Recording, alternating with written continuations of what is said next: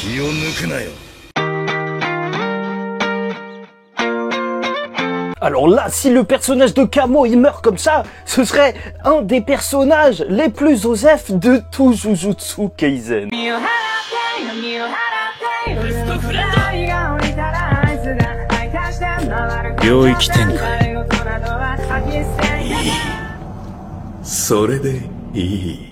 Mesdames et messieurs, ici Chaz et on se retrouve aujourd'hui pour la review du chapitre 192 de Jujutsu Kaisen Sakurajima Colonie numéro 2. Et on a affaire bien évidemment à un chapitre de transition dans le combat et littéralement de transition vu la transformation de Naoya.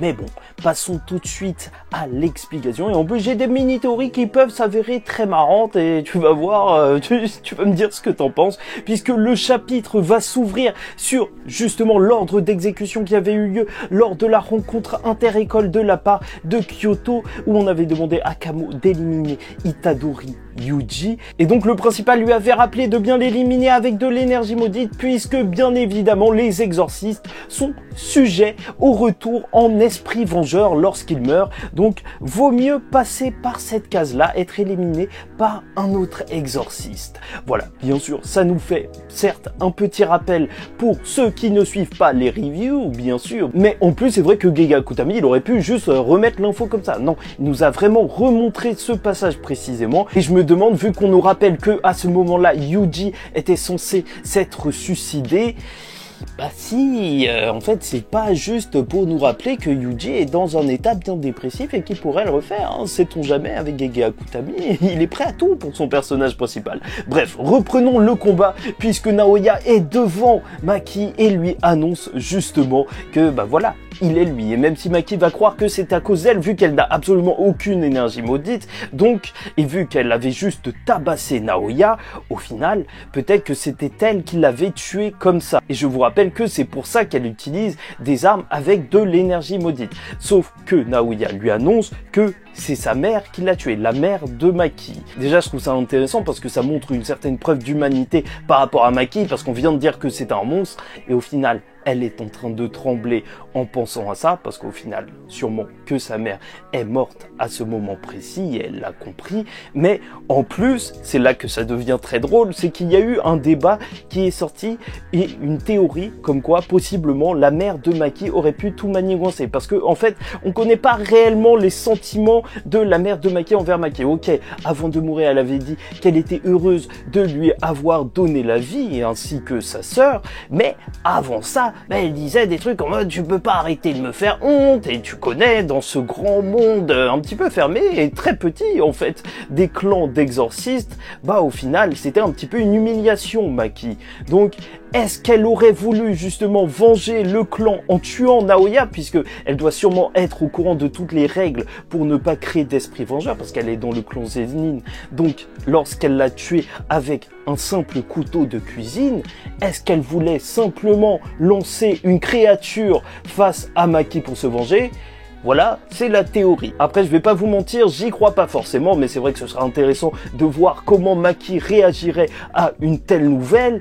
Mais même, ça me fait juste délirer que les gens pensent que la mère de Maki, elle ait autant la haine contre elle. En vrai, c'est vrai que ce serait bien marrant. Bon, et c'est vrai que c'est intéressant parce que c'est la première fois qu'on voit un esprit vengeur qui est en train de dialoguer. Et justement, bah, on voit qu'il garde entièrement ses souvenirs, ses rancœurs. Ça explique pourquoi il s'attaque à Maki. Mais s'il garde ses souvenirs, est-ce qu'on pourrait imaginer un esprit vengeur qui serait gentil au bout d'un moment? Je ne sais pas.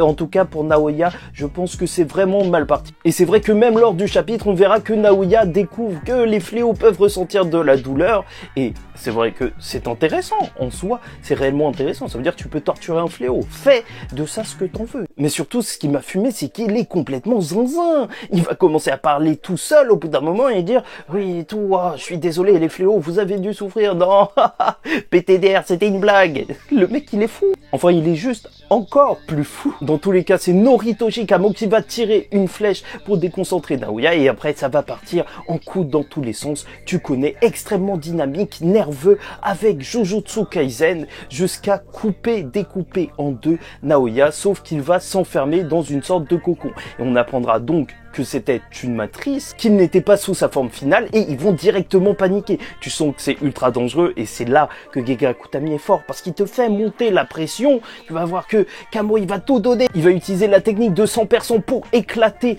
ce cocon et empêcher la transformation et c'est normal parce que Naoya déjà alors qu'il n'était même pas finalisé, il avait une puissance qui pouvait esquiver les coups de Maki et je te rappelle qu'il l'avait chargé à travers une forêt, il était déjà beaucoup trop puissant et c'est vrai que c'est en revoyant justement ce coup de Kamo que je me dis qu'il faut vraiment qu'il ait une évolution parce qu'en fait ce qu'il fait malheureusement en fait Chozo fait tout ça en mieux parce que bien évidemment vu qu'il a à moitié un fléau alors il a du sang en illimité, il n'a pas besoin de se trimballer avec des poches de sang qui sont normalement la contrainte de cette capacité qui est plutôt forte et en plus même il va plus loin puisqu'il a créé la technique Supernova qui est un petit peu sa technique signature. Donc pour moi l'évolution de Kamo il faut qu'elle se fasse d'une autre manière, il faut qu'il fasse une extension de territoire ou autre, ce serait le meilleur moyen justement de le remettre sur le devant de la scène parce que pour l'instant c'est le Chozo Lidl, je suis désolé. Et bon, bien évidemment, Naoya va sortir du cocon dans une page qui est juste magnifique.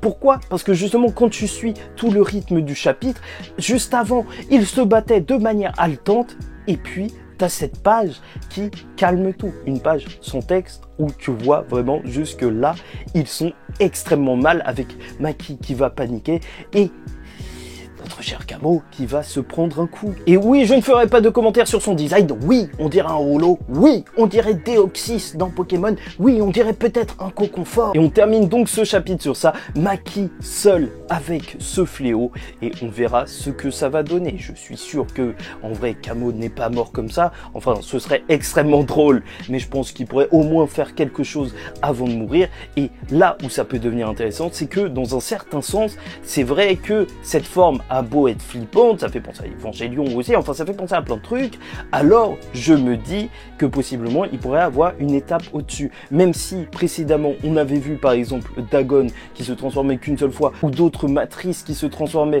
mais n'avaient qu'une seule étape, alors je pense qu'il pourrait en avoir deux. Et là tu te dis bah oui, pourquoi il aurait une forme en plus? Bah justement, Kamo a percé son cocon lors de ce chapitre. Voilà, peut-être qu'il a bloqué sa transformation finale entre guillemets et qu'il pourrait venir justement avec sa forme finale après. Je vous rappelle que mon rêve, de toute façon, c'était de voir une Maki avec un Naoya de compagnie, ce serait excellent parce que vu que c'est un misogyne, voir que Maki, elle le contrôle, ce serait juste fou et ça fera un parallèle avec justement son amant, bien sûr. Je parle bien évidemment de Yuta et Rika, avec une Rika qui aime énormément Yuta, qui la déteste, mais là aussi véritablement. Mais ça, on verra ça par la suite. Dans tous les cas, bien évidemment, ce combat nous rappelle ce combat où justement on a vu un fléau se transformer et une Maki totalement impuissante face à un Toji qui a réussi à éliminer la menace. Et maintenant, en parallèle, devinez qui est le nouveau Toji, ou plutôt la nouvelle Toji, et qui va s'occuper de Naoya.